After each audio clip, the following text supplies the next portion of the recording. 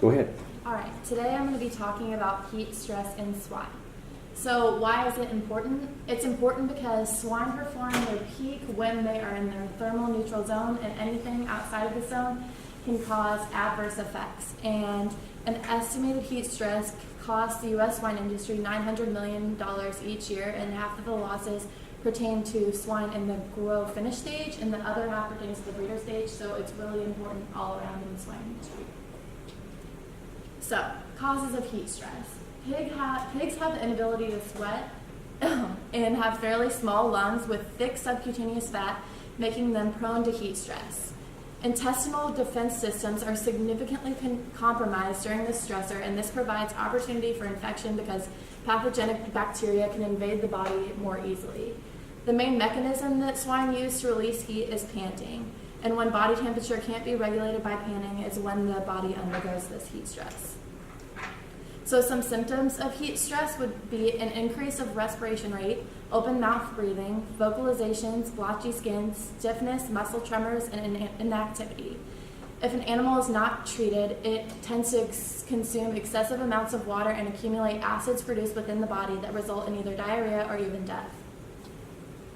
So here is just a chart of optimum temperatures for house swine of all ages. So a lactating sow's optimum temperature is around 60 degrees Fahrenheit, while you can see a newborn piglet is optimum temperature is around 95, and as they grow older, their optimum temperature decreases. And then here is a temperature and humidity stress index for growing and finishing swine. So you can see that around 33 degrees Celsius, 30 degrees Celsius, which is around 90 degrees Fahrenheit, is when you get into the emergency zone for growing and finishing pigs. Yes. Here. So, effects of heat stress on sows. There's a variety of different effects of heat stress on sows, from production issues as well as piglet issues in the future. So they have a decrease in farrowing rates, lower total born per litter, reduced number of piglets born alive per litter, reduced number of litters farrowed per week, reduced feed intake, lower milk production, lower piglet body weight, increased wean to estrus interval, failure to express estrus, higher embryonic death, higher rates of stillborns, failure to maintain pregnancy, increased sow mortality, and lower weaned pigs throughout.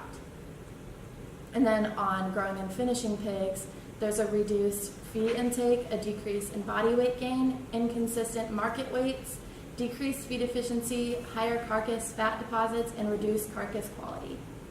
So obviously this is an issue, so here are some management tools to reduce heat stress. So to increase ventilation and airflow in your facilities, to reduce stocking density, to keep drinking water temperature cool, to avoid feeding during the hottest periods of the day, which is 10 a.m. to 4 p.m. You can supplement them with electrolytes and antioxidants. You can increase their dietary energy density, and you can minimize excess non-essential amino acids and fiber, which will minimize intestinal fermentation and therefore heat production. Excellent. Those are some good suggestions.